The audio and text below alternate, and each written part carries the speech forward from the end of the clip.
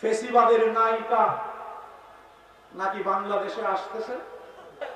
এই শেখ হাসিনা অবৈধ প্রধানমন্ত্রী, তিনি বাংলাদেশের বৈধ প্রধানমন্ত্রী নয়। যেই দেশ এটিকে করদ রাজ্য বানাতে চায়, সেই দেশের পররাষ্ট্রনীতিতে আজকে আমরা একটি বিপর্যয় লক্ষ্য করছি। এই শেখ হাসিনা অবৈধ প্রধানমন্ত্রী, তিনি বাংলাদেশের বৈধ প্রধানমন্ত্রী নয়।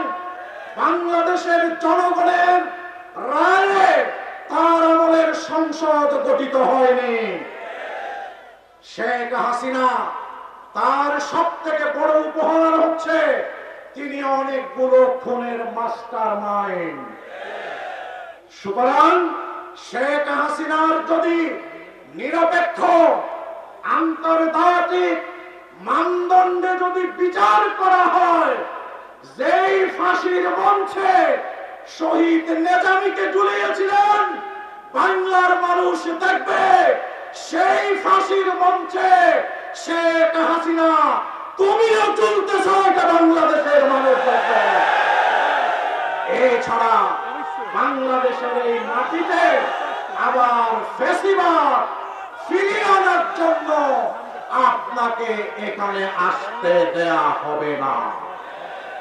সংগ্রামী ভাইরা আমার, বাংলাদেশে কোন সংকট তৈরি হলে যারা বাংলাদেশ থেকে পালিয়ে যায়, নিজের নেতা কর্মীকে শুদ্ধ রেখে বাংলাদেশ থেকে যারা পালিয়ে যায়, জীবন দেওয়ার জন্য প্রস্তুত হয় না, তারা কখনো দেশপ্রেমিক রাজনীতিবিদ হতে পারে না। তারাই দেশপ্রেমিক রাজনীতিবিদ। সকট সংকটে, সকল কঠিন অবস্থায়ও দেশে পালিয়ে না গিয়ে ফাঁসির মঞ্চকে যারা বরণ করে, তারাই হচ্ছে প্রকৃত দেশপ্রেমিক। বাংলাদেশ আওয়ামী লীগ এই দেশের অভ্যুদয় থেকে শুরু করে স্বাধীনতার ইতিহাসকে বিকৃতি করে, স্বাধীনতার চেতনা বিক্রি করে করে বাংলাদেশকে তছনছ করেছে।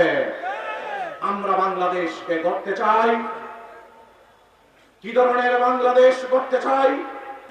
আমরা ওই ধরনের বাংলাদেশ গড়তে চাই যেখানে গণতন্ত্র থাকবে, যেখানে আইনের শাসন থাকবে, যেখানে নাগরিক অধিকার থাকবে, যেখানে শ্রমিক অধিকার থাকবে, যেখানে মানবিকতা থাকবে, যেখানে রাজনীতিতে দুর্বৃত্তায়নের নয় মেধার প্রতিযোগিতা হবে, সেই ধরনের বাংলাদেশ আমরা গড়ে তুলতে চাই।